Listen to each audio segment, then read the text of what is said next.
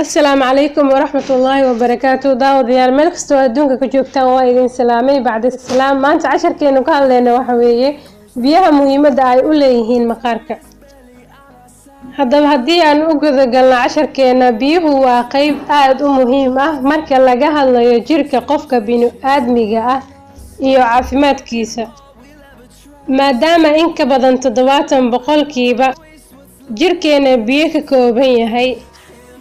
waxaa aad muhiim u ah in biyo inagu filan aan cabno. waxaa lagu qiyaasaa in qofka maalinkii u baahan yahay in ka badan 2 litir oo biyo ah, oo u dhiganta 8 koob oo biyaha cad.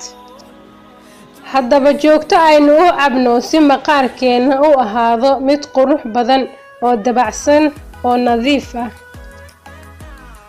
sida aynu wada ognahay, ma jirto qof aan haysan biyaha cad. marka dhammaanteen aanu ku dadaalno in aan badsano biyaha si maqaarkeenu u ahaado mid dhaldhalaal badan oo dabacsan oo qurxoon.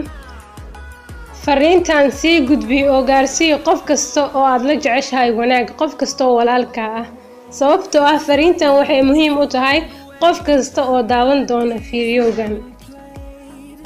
loomana baahna in aad tiraahdo fariintan way gaaban tahay, soo waxaa ka weyn micnaha ay xambaarsan tahay.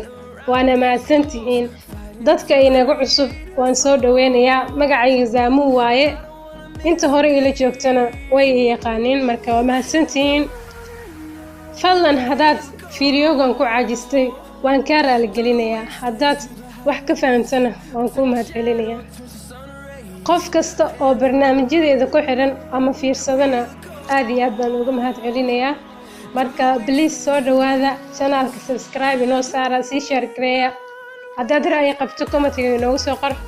dhammaantiin aad iyo aad baa idin jecelahay, waa idin salaamayaa. fiidiyowga xiga inoo balana.